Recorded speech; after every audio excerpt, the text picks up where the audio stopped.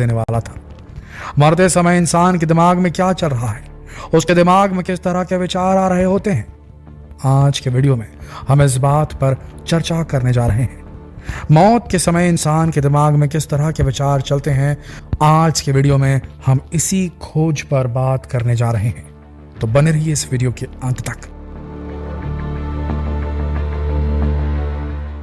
दोस्तों, वैज्ञानिक सालों से इस बात पर रिसर्च कर रहे हैं कि मौत के समय इंसान के दिमाग में क्या चलता है, लेकिन हजार कोशिशों के बाद भी वैज्ञानिक इस गुत्थी को सुलझा नहीं पा रहे थे। तब एक दिन अचानक कुछ ऐसा हुआ जिसने वैज्ञानिकों की रातों की नींद उड़ा दी। हुआ ये कि कनाडा के एक 87 वर्षीय व्यक्ति की ब्रेन स्कैनिंग चल रही थी।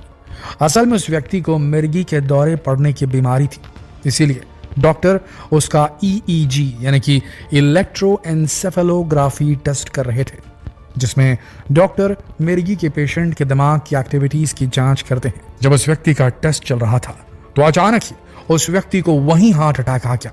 उसकी उसी टेस्ट के दौरान ही मृत्यु हो गई।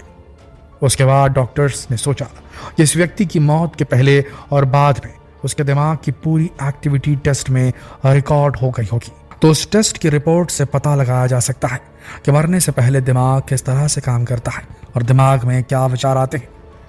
और उस व्यक्ति की रिपोर्ट देखने के बाद ये बात कंफर्म हो गई कि उसके दिमाग की पूरी एक्टिविटी टेस्ट में रिकॉर्ड हो गई थी, जो कि काफी चौंकाने वाली बात थी, क्योंकि इससे पहले कई बार मरते हुए लोगों की ब्रेन स्कैनिंग की कोशिश की गई थी, लेकिन इस काम में कभी भी सफलता नहीं मिल पाई थी। इस घटना ने वैज्ञानिकों के लिए रिसर्च की एक नई राह खोल दी। हमारे देश में अक्सर कहा जाता है कि जब इंसान मरता है तो उसके किए सभी पाप और पुण्य आंखों के सामने एकदम एक फास्ट मूवी की तरह दिखने लगते हैं, और इस एक्सपेरिमेंट से भी ये बात साबित हो गई। इस केस में डॉक्टर्स ने देखा कि व्यक्ति का दिल जब काम करना बंद कर देता है और दिमाग को ब्लड सप्लाई रुकने ही वाली होती है, तब बीच में कुछ समय के लिए दिमाग एक्टिव होता है। यह समय लगभग 30 सेकंड के आसपास का होता है।